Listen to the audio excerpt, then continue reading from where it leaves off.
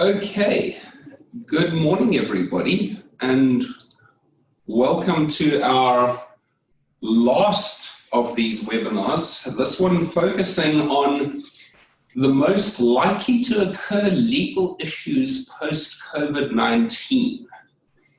Our panel today is two people you're already going to know and be aware of. That's myself and Dave McNaught. If you've been joining us for a while, you know exactly who we are. And we're joined today as well by our resident litigation expert, who's Suhavna Ramdeen, who's an associate with us here at the firm. So yeah, we're going to go through a couple of things that are going to hopefully be quite interesting for you and hopefully cover some of the questions that you've got. Before we get going on the content of everything, we always touch base with our COVID guru, Dave, just to find out if there's anything new and exciting going on at the moment before we get on to the subject at hand. Dave, have you got anything for us? No, I'm tired. Let's leave it for a bit later. Okay, so we'll get back to Dave a bit later. So, Suhavna, you are dealing with a couple of these issues that have cropped up from COVID and from the effects of a lockdown and all that sort of thing. One of which we heard a lot of in the beginning was something called force majeure. What is that in normal common English and what does it mean? Thanks, Mark. The number one pressing issue, as you've addressed, is that this term has been thrown around recently during the lockdown, and we need to know the definition of it. So at a hand, it's basically an act of God or man that is unforeseen or unforeseeable and out of the reasonable control of both parties of a contract, and which makes it impossible for both parties to perform their obligations under the contract. Now, when we're looking at this concept of force majeure, right, it's usually in contractual context. And if you do not have this specific clause, then you rely on the common law principle of the supervening impossibility of performance. Now, we can digress and go into the doctrine of impossibility, but I think the most important things to note that what clients have been coming back to us with is they have these contracts and they do not know how to fulfill it. That's number one. And we need to ask the question whether the contract is actually extinguished, right, under this impossibility, or whether the performance becomes possible again once the force majeure event has come to an end.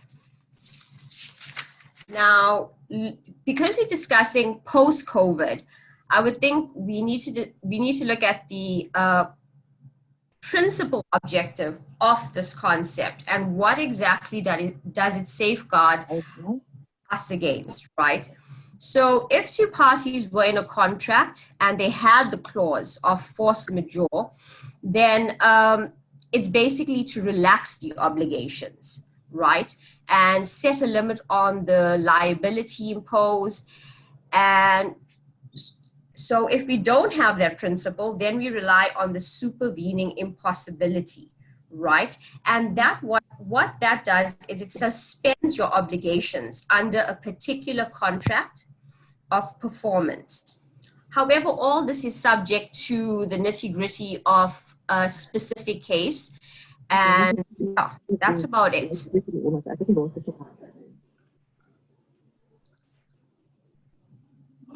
Can we have an example?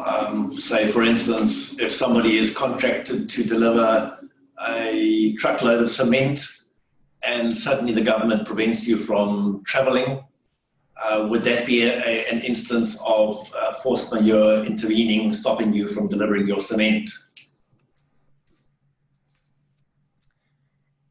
Yes, that would be one of those examples. Okay, something else which is coming up, obviously due to various events, lockdowns, people saying that things have gone beyond their control, a lot of people haven't been paid their salaries through lockdown. And that has caused a couple of issues in the retail industry, because there are a number of people owing money on their accounts. They are owing that money because they've missed payments due to being under in financial distress. Yes. What has the retail industry done to assist these non-paying customers who are in arrears? And what is the situation regarding their arrear installments? Okay, so regarding the retail industry, the first thing we must take note of is that there is the RCS group. Now, this is a consumer finance business that offers its customers a range of financial services and products under its brand. And it's in association with a number of leading retailers in South Africa. Right, so all your retail departments where you get that credit, it's governed, it's basically the RCS group, right? Now, with the COVID issue and pandemic, what happened was, obviously there is noticeable outstanding balances coming from these consumers.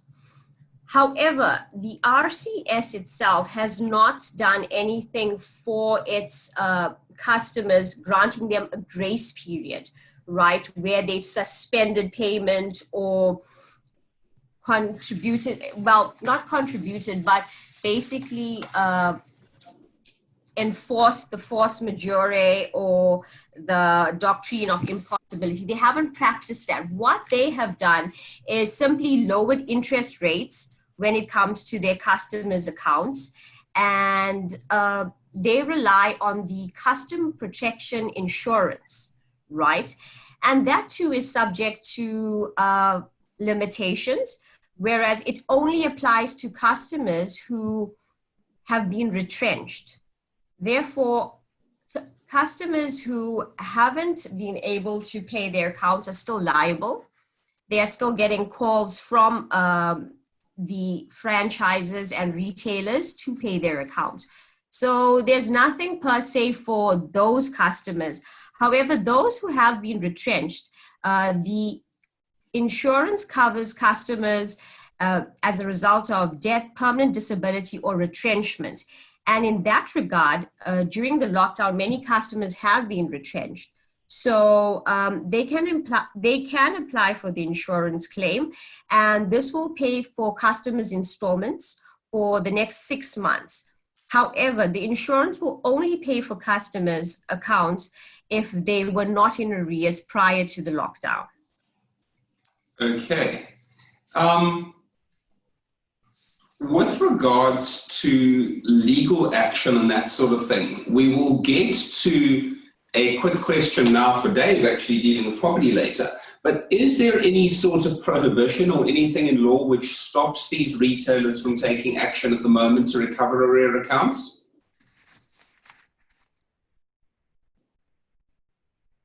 Well, the only thing that I can think of is right now the legal system itself. If you look at the court process, everything is kind of limited and suspended. So if you're looking at a classic example and a case study, you have a client, you have a customer who's having a franchise or retail claim from them. However, as it stands, it's not reasonable to do so at this stage because everything is suspended. Okay. What do you mean by the fact that everything is suspended at the moment? Because, you know, if we have a look at... So we are limited within the court system as to what we can bring. So we asking the question, do we want to necessarily engage at this point in legal action against people who cannot pay versus the fact that we are going through a pandemic? Can I come in there quickly? I think the biggest problem that everybody in this country is facing is that accounts are not being paid. So from the landlord side in a rented premises, he's concerned he hasn't received rent. From Shop's point of view, their outstanding accounts haven't been paid, and on the other hand, the people who are paying them aren't able to pay them. But from a legal point of view, the legal process does continue, and anyone who's owed money is entitled to issue a summons and proceed to judgment against that person. So from a owed to me point of view, if I'm owed something, nothing stops me from taking legal action and giving notice if necessary in terms of a lease and making application for judgment. The only thing that the COVID pandemic is suspending is the ability to evict somebody from their premises. But nothing stops you getting judgment against somebody if they owe you money. So if people can't reach agreement with their customer as to how they're going to get paid, then they are entitled to do that. So can you just take us through the directions, though, that have been issued for courts? Because whilst Dave's perfectly correct, practically courts are not issuing normal civil process at the moment, are they? So I'm looking at it from a position of a stalemate for both parties, the legal front, and obviously the client that's coming in with these legal issues. So if you're looking at a retail company wanting to demand this payment, issue summons, issue the letter of demand, my stance is that, yes, we do have the means to issue the summons. However, if you look at the court directives, and this is from a practical point of view, we do have regulations. They've stated that we can issue summons, we can do so and so, we can appear. However, when we get there, and in practice itself, it's an ongoing issue of we get there and they state, you know what, nothing's proceeding today. Today we're not doing the issuing of summons. So what I'm trying to say is the common ground is how do we navigate through these issues, even though there is a legal system in place and even though there's nothing stopping you from this, how do we resolve? And so when it comes to the court, even though we have these directives, when we get to court, it's another story altogether, you know, where they're saying, today we're not issuing summons, today, sorry, you know, we can't issue your warrant. So we can proceed with the legal procedure. We can issue those letters of demand for our client. But we're saying, where's the balance when it comes to, are you going to engage in those costs at this stage?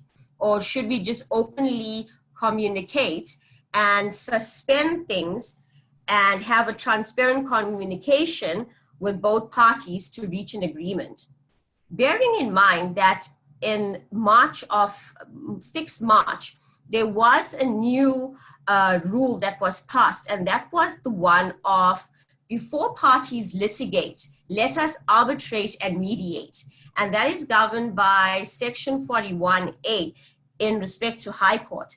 So if we have these new rules in place, we as attorneys, I would think, need to look for the way forward and to not simply litigate, but as you can see, the rules also enforce for us to say, hey, guys, before you litigate and incur pecuniary cost order against you, have you arbitrated, have you mediated for the matter? Okay. One more thing. Practically, though, in the case of a landlord and a tenant, if the landlord is owed money on his lease, there is something that he can do himself prior to approaching an attorney. He needs to give the tenant notice to pay in terms of his lease. Most leases have a particular process to be followed in a lease to give notice, to ask them to pay, and failing payment, he can cancel the lease. And he might have another tenant wanting to move in and pay the rent. So he needs to at least follow that process first to cancel the lease and perhaps enter into a new lease with a new tenant. And then although you can't legally evict the old tenant, then encourage that tenant to move, because that tenant, if he refuses to move voluntarily, nothing stops, I don't believe anything stops him from accruing damages. He's now causing the landlord damages because he's preventing the landlord from putting another tenant in there. Most definitely you have a damages claim. But if you look at the COVID-19 regarding lease agreements, right, insofar as rent payments and if it's not regulated by a specific clause of force majeure, right, and in that absence, we then rely on the South African common law, right? And in that respect, then we have to look at what will the clause typically excuse both the tenant and the landlord from and their performance.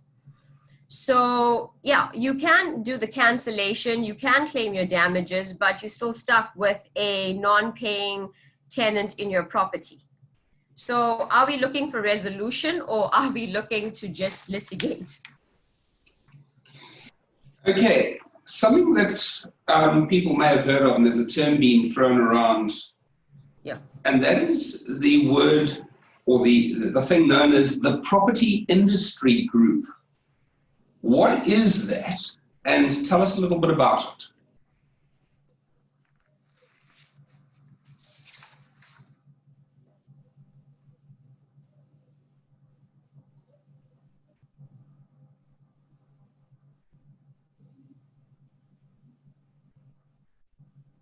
Suhavna, did you hear us there? Yes, I do. My understanding is that it was something put together by the South African Rate Association, South African Property Owners Association, and the South African Council of Shopping Centres. Put together to find a viable working solution to the devastating effects of this national lockdown. I understand that they came up with a couple of relief procedures and that sort of thing. Can you take us through that? Mark, I think you'd be best to take us through that. Okay. The relief package that was put together focuses on small and medium enterprises. And essentially, it proposes a couple of things, that certain minimum and maximum rental discount positions have been put into place, where rental is either fully or partially waived, as well as rental deferments. In other words, don't pay now, pay later. But what it suggests is that the landlords in these centres and that sort of thing also evaluate on a case-by-case basis and see where they can provide greater relief for people who have been impacted further by the COVID lockdown and others. For an example, restaurants in a shopping centre have suffered extremely versus people that were selling essential goods and services under the lockdown.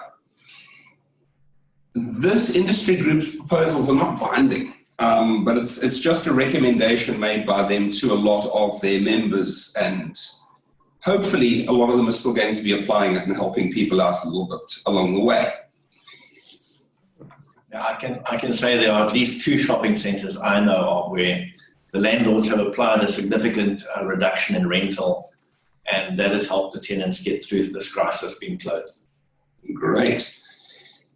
Then, Sue, one very last thing to cover before we move on to Dave is a lot of other things that aren't being paid are levies due by owners to bodies corporate.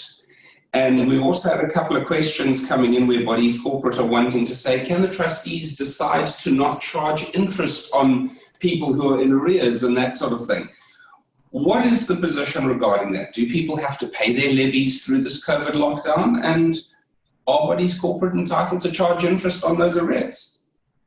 Okay, well, interesting enough, I've just written an article on this. Regarding the interest, you would need to pass that decision via resolution through the body corporate at an AGM meeting, because it is a financial aspect of the body corporate and their finances.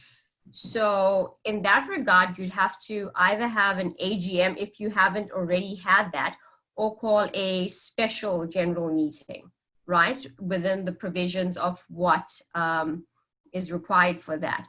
And at that point, then the trustees, together with the other owners, can make that decision regarding the interest, whether you want to waive same or not. And in regard to the arrear levies, like I said, if you're looking at this whole concept of force majeure and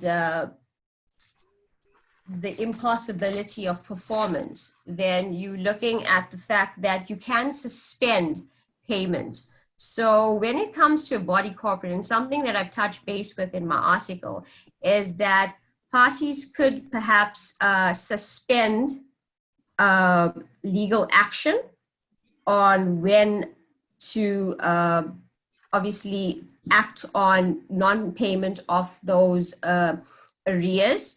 And the other thing is signing an acknowledgement of debt, and in fact giving the owners enough time to tell them, you know what, at a certain point, at a certain date, we are now going to proceed legally. And so those are some of the remedies when it comes to body corporates. You have your meeting, you pass a resolution, and you make those decisions there. Obviously, it's for the point of transparency and obviously the humanitarian factor of looking at how do we help each other during this time. Okay, super, thanks. And then we're going to give Dave the last few questions before we get on to all the COVID regulations here. Dave, something which is very relevant at the moment is because people have lost their jobs, lost their income, that sort of thing, they haven't necessarily been able to perform in terms of agreements of sale where they've bought property. If they had a conclusive agreement of sale pre-COVID-19 and they now have lost their job, for an example, are they allowed to walk out of the sale agreement? No one is allowed to walk out of the sale agreement for any reason, except perhaps for the force majeure argument that they might be able to raise. But generally, people are contractually bound to their contracts. And the difficulty is that people are being forced to not comply, and it's caused a stalemate, as Sue said earlier. So post-COVID, our courts are going to be filled with court cases where people feel that they've lost something because of the failure to comply with the contract. And that's the kind of stuff that we're going to be involved in fully. I don't see an easy answer to this. Okay, and then one other question. Let's say that a sale does fall through due to COVID complications, let's use it that way. But it was previously a conclusive sale. Is the estate agent in the matter still entitled to their commission? They are, yes. And as we also said, that the seller might be entitled to damages. So the potential for conflict is huge because everybody will want their money and nobody will want to pay it. And the courts are going to have to decide how this is going to be settled between them. It's going to cause tremendous difficulty in our country. Well, that's why you've got the experts all here at McNaughton Company to help you wade through these incredible difficulties. But let's move on to COVID and everything. And I'm dying to know, Dave walked in today and I wanted to know why he's brought his Ferrari with him. So we're going to find out shortly. Okay, let's start with that. There's a couple of reasons why I bought a Ferrari. As suspected, the government, Cyril Ramaphosa, president, announced a 500 billion rand COVID injection of funds to help people. And immediately I saw red flags that this was a wide open way for corruption to spread. And of course, there have been videos going the rounds of people who managed to buy 5 cars like this because they've got a 120 million rand contract to supply goods to the government. So corruption, I feel, is going to spread and be rife. Secondly, trying to navigate the way forward for people to move around the country is quite a nightmare. And I did an exercise this morning on air travel. And what I discovered is that there is a Regulation 43 and a Regulation 33.4, which deals with movement of people through the country. And on top of that, the minister for each relevant department issues a set of directions that get promulgated. So there's also a Department of Transport directions gazetted on the 30th of May that dealt with domestic air travel. And so if you want to fly somewhere, there's a whole host of things that apply to your flight. The first thing that I picked up was that the regulations, or the direction, I'll tell you which number it was, Direction 51B1 said that you may no longer use the drop off and collect facility. It has to be inside the airport. You may only use the drop-off facility outside the airport building and not inside the airport building. So I was trying to work out how was a car supposed to get to the arrivals gate inside the building before. So some of these directions and regulations are just absolute rubbish. I mean, they're inventing things that didn't exist even before. Likewise, the minister at his speech at Oliver Tambo on the 3rd of June said that baggage wrapping is now compulsory for all check-in luggage for hygiene reasons. Well, that presumably means that the bag handlers handling the handles will not pass the virus on to others who touch the handles. It's all just totally irrational and rubbish. And in any event, what the minister says, I can't find in the regulations or directions. So you firstly get regulations, then you get a minister occupation or industry-specific set of directions, and then you get the minister standing up and he says something else as well. And the average man in the street is supposed to work through these and understand how they're going to catch a flight. So it's just pretty crazy times we're in.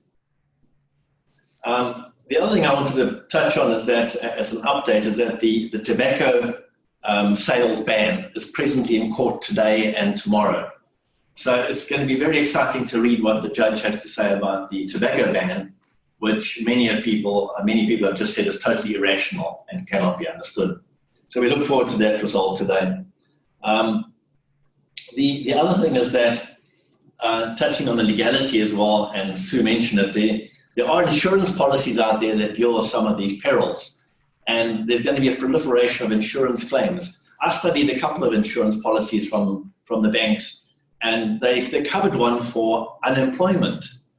And yet when people have lodged their claims, the banks have said, no, they believe that the unemployment was caused through something like the COVID, or it was the government that caused it, not the COVID. And there are conflicting decisions coming from the insurance companies who generally are not wanting to pay claims. So I can see a proliferation of legal cases dealing with that.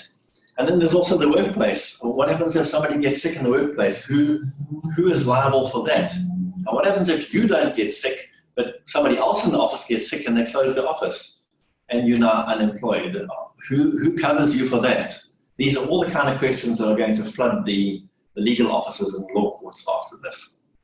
Okay, and Dave, we see we've got a question coming in from Cameron Claessens there. He's asking us, what is your opinion on the appeal regarding the High Court ruling? Do you think it'll be upheld, overturned, and why? And also, has the appeal now physically been lodged, or can they drag this out to day 13 of 14? And then he goes further just to ask also the DA's constitutional court case. Government is supposed to lodge their reply to this by Friday. What is the way forward, and do you think that this case is actually going to be heard? Yeah, when the Cabinet decided that they would appeal the court case, because the court case determined that these regulations are illegal and unconstitutional, they gave until the 14th of June for the government to file and publish amending regulations that would be compliant. But from what I understand, and so you can correct me if I'm wrong, the government has 21 days to lodge the notice of appeal. And the 21 days would exceed the 14 days that the judge allowed for the new regulations. So as far as I can see, they haven't yet lodged the notice of appeal, and they could string it out right to past the deadline date of the 14th of June. And then who knows? The only thing I can imagine is that the Chief Justice has said that all of these matters are a matter of urgency, and he would hope that this can be finalized as soon as possible. So I do think it can be handled quicker than the normal process, which might even take you a year to get an appeal. Okay, and then we've got one more question from Cameron there, Dave, as well, which is saying, how long can Minister Nkosazana Dlamini-Zuma carry on the state of disaster for? Is he correct in saying that this could essentially be indefinite? Yes, it could be, because every month before the expiry date of the current regulations, they can extend the national state of disaster. So well, that would be a disaster, wouldn't it? Total disaster. Then we'll have to have a disaster declared for the disaster that they've created. Okay. If anyone else has got any questions for us while we're wrapping up, you can pop them into the chat screen and we'll answer them. Dave, have you got anything else that's interesting to share with us? No, it's just I'm thankful to see that most people are now back at work. The poor hairdressers are one of the few industries, as well as hotels and restaurants that are being handicapped at the moment. But most of us are back to work. The traffic certainly is hectic on the roads. And I believe that's the way it should be. As long as we keep our masks, we use them where appropriate, and we sanitize and wash our hands, that's about the best we can do. I really don't believe that any curtailment of industry is in best interest of anyone whatsoever, and it's killing us.